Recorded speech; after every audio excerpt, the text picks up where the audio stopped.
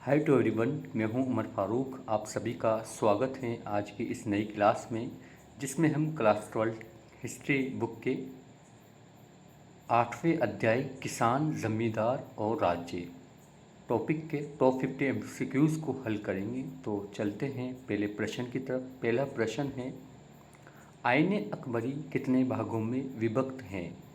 यानी कि आईन अकबरी किताब है जिसे अकबर के शासनकाल में अबुल फजल ने लिखी है। तो ये कितने भागों में विभक्त हैं? वो है 5 भागों में विभक्त है, यानी कि इसके 5 भाग हैं। तो ऑप्शन डी इसका राइट आंसर होगा। अगला सवाल है, अकबरनामा की रचना किसने की थी? अकबरनामा की रचना की थी अबुल फजल ने। ऑप्शन डी इसका राइट आंसर है। सवाल नंबर 3 है, दीन इलाही संबंधित है। दीन इलाही संबंधित है किससे? हैं अकबर से। ऑप्शन सी इसका राइट आंसर होगा।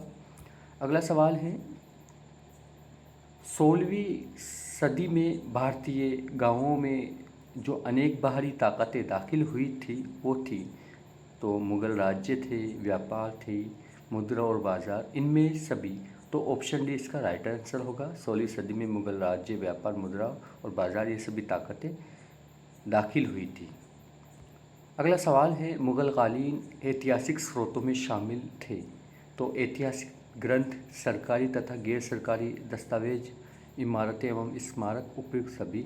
तो मुग़ल कालीन जो ऐतिहासिक स्रोत में ये सारी चीज़ें शामिल हैं। ऑप्शन डी इसका राइट आंसर होगा।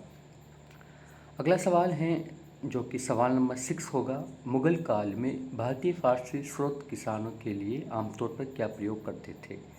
तो मुग़ल काल में जो भारतीय फारसी स्रोत है वो किसानों के लिए रैयत का प्रयोग करते थे। किसका प्रयोग करते थे? रैयत, यानी कि किसानों को रैयत बोलते हैं। क्या बोलते हैं? रैयत। ऑप्शन ए इसका राइट आंसर होगा। अगला सवाल है, मुग़ल काल में भारत में सबसे ज़्यादा उगाई जाने वाली फसलें थी। तो चावल, गेहूँ, ज्वार, बाजरा, ये मुग़ल काल में भारत में सबसे ज़्यादा उगाई जाने वाली फसलें थी। ऑप्शन ए इसका राइट आंसर होगा। अगला सवाल है, बाबर के संस्मरणों को मूलतः सही नाम एवं भाषा थी। तो वो थी तुजुके बाबरी एवं तुर्की, यानी कि जो बाबर की जो किताब है उसका नाम है तुजुके बाबरी, जिसकी जो भाषा है, जो मूल भाषा है वो है तुर्की। ऑप्शन इसका राइट आंसर होगा। Option A. सवाल नंबर 9 है, भुखमरी एवं महामारी के बावजूद 1600 से 1700 के बीच भारत की आबादी बढ़कर हो गई थी। तो कितनी हो गई थी? वो हो गई थी 5 करोड़। कितनी हो गई थी? 5 करोड़। ऑप्शन बी इसका राइट आंसर है। अगला सवाल है सवाल नंबर 10, खरीफ फसल किस ऋतु में होती है? खरीफ, शीत, पतझड़, बसंत, इनमें से कोई नहीं। तो इनमें से कोई नहीं, यानी कि जो खरीफ की फसल होती है वो मानसून के वक्त में होती हैं। जब मानसून आता है तो खरीफ की फसलें बोई जाती हैं। तो इसका जो आंसर होगा वो डी होगा। अगला सवाल है, रबी फसल किस ऋतु में होती है?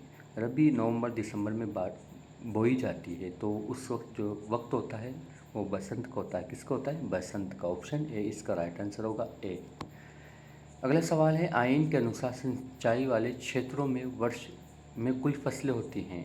आइन एक किताब है, आइन अकबरी, उसके अनुसार जो सिंचाई वाले क्षेत्र हैं उसमें एक साल में 3 फसलें बोई जाती है। कितनी फसलें बोई जाती है? 3। ऑप्शन बी इसका राइट आंसर होगा। सवाल नंबर 13 है, भारत में 17वीं सदी में जो फसल अफ्रीका और स्पेन के रास्ते आई थी उसका नाम था। भारत में जो 17वीं सदी में जो फसल अफ्रीका और स्पेन से आई थी उसका नाम था मक्का। मक्का। ऑप्शन ए इसका राइट आंसर होगा। अगला सवाल है, मुग़ल काल में एक सामूहिक ग्रामीण समुदाय का हिस्सा होते थे। तो वो होते थे खेतिहर, किसान, पंचायत और मुखिया। ऑप्शन बी इसका राइट आंसर होगा। Option B. अगला सवाल है सवाल नंबर 15, पंचायत का सरदार एक मुखिया होता था जिसे कहते हैं, उसे कहते हैं मुकद्दम। क्या बोलते हैं? मुकद्दम। Option A. अगला सवाल है, राजस्थान और महाराष्ट्र भारत के जिस भाग में आते हैं वो है, राजस्थान और महाराष्ट्र अगर आप भारत का नक्शा देखेंगे तो पश्चिमी भारत में आते हैं। ऑप्शन ए इसका राइट आंसर होगा। अगला सवाल है, परगना मुग़ल काल में था। परगना मुग़ल काल में एक प्रशासनिक प्रमंडल था, यानी कि एक एडमिनिस्ट्रेटिव बॉडी हुआ करती थी परगना। ऑप्शन ए इसका राइट आंसर है। अगला सवाल है, पेशकश का अर्थ था पेशकश का अर्थ था मुग़ल शासन को दी गई भेंट, यानी कि जो राजा हुआ करता था मुग़ल राजा, उसको जो गिफ्ट दिया जाता था, भेंट दी जाती थी, उसको बोलते हैं पेशकश। अगला सवाल है, अकबर ने टोडरमल को दीवान कब बनाया? अकबर को टोडरमल ने अपना जो दीवान बनाया वो बनाया 1582 में। ऑप्शन ए इसका राइट आंसर होगा। अगला सवाल है जो कि 20वां सवाल है, जजिया किससे लिया जाता था? जजिया लिया जाता था ज़िम्मियों से। किससे लिया जाता था? ज़िम्मियों से। डी इसका राइट आंसर है। अगला सवाल है, अकबर ने अबुल फजल से अपने काल का इतिहास लिखवाया। प्राचीन काल में ऐसी परंपरा कहाँ थी? यानी अकबर ने अपने काल का इतिहास लिखवाया अबुल फजल के माध्यम से, तो ऐसी परंपरा कहाँ थी? वो थी चीन में। कहाँ पे? चीन में। ऑप्शन ए इसका राइट आंसर होगा। सवाल नंबर 22 है, अकबरनामा एवं आईन अकबरी के अनुवादक कौन थे? वेब्रेज, जेरेट, ब्लॉकमैन, सभी। ऑप्शन डी इसका राइट आंसर होगा। वेब्रेज, जेरेट, ब्लॉकमैन, इन सभी ने इसका अनुवाद किया था। अगला सवाल है, किस ग्रंथ में बाबर से लेकर अकबर तक का इतिहास मिलता है? वो मिलता है अकबरनामा में। किस में मिलता है? अकबरनामा में। अकबरनामा में। ऑप्शन बी इसका राइट आंसर है। अगला सवाल है, शिकार के समय रास्ते में पड़ने वाले गांव में भू राजस्व की जानकारी किस सम्राट ने प्राप्त की थी? शिकार के समय रास्ते में पड़ने वाले गांव में भू राजस्व की जो जानकारी है वो प्राप्त की थी अकबर ने, Akbar the great. Option A इसका राइट आंसर होगा। अगला सवाल है, तंबाकू पर किस शासक ने प्रतिबंध लगाया? तंबाकू पर प्रतिबंध लगाया था जहांगीर ने। किसने? जहांगीर ने। जब जहांगीर ने देखा कि तंबाकू का, अफीम का बहुत ज़्यादा सेवन होने लगा है, तो उसने इस बात की चिंता जाहिर की और फिर इस पर प्रतिबंध लगा दिया। ऑप्शन सी इसका राइट आंसर होगा। अगला सवाल है, साम्राज्यवादी इतिहासकार हैं। साम्राज्यवादी इतिहासकार है WH Moreland. WH Moreland B answer होगा। Option B.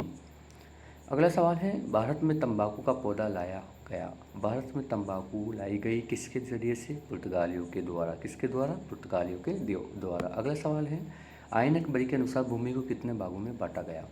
आईन अकबरी के अनुसार भूमि को 4 भागों में बांटा गया। पड़ती है, पोलज है, चाचर है, बंजर है। ऑप्शन सी इसका राइट आंसर होगा।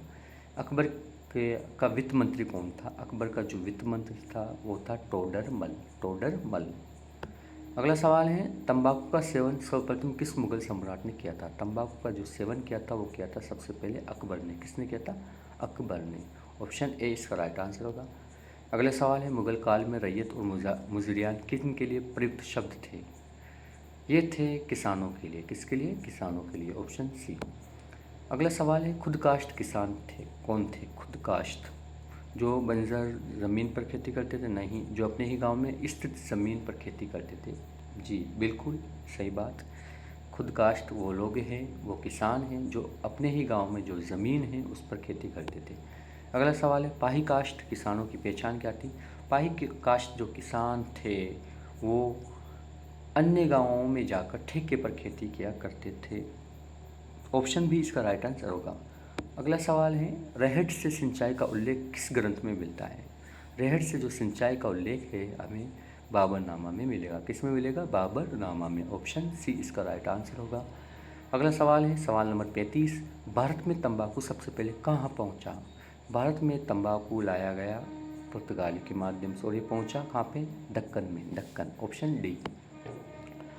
अगला सवाल है, तंबाकू के प्रसार पर पाबंदी किस मुगल शासक ने लगाई? ये सवाल हम पहले भी डिस्कस कर चुके हैं। ये पाबंदी लगाई थी जहांगीर ने। किसने लगवाई थी? जहांगीर ने। अगला सवाल है, मुगल काल में सर्वोत्तम फसल को क्या कहा जाता है? जिनसे कामिल। जिनसे कामिल। ऑप्शन बी इसका राइट आंसर होगा, जिनसे कामिल। अगला सवाल है, निम्न में से कौन सी फसल नकदी फसल की श्रेणी में आती है? गेहूँ, चावल, तिलहन, जौ। तो इसमें से जो नकदी फसल की श्रेणी में आती है वो आती है तिलहन। Option C. अगला सवाल है, परगना किसे कहते हैं? परगना गांवों का एक प्रशासनिक समूह होता है, उसको बोलते हैं परगना। एक एडमिनिस्ट्रेटिव यूनिट होती है परगना। ऑप्शन बी इसका राइट आंसर होगा।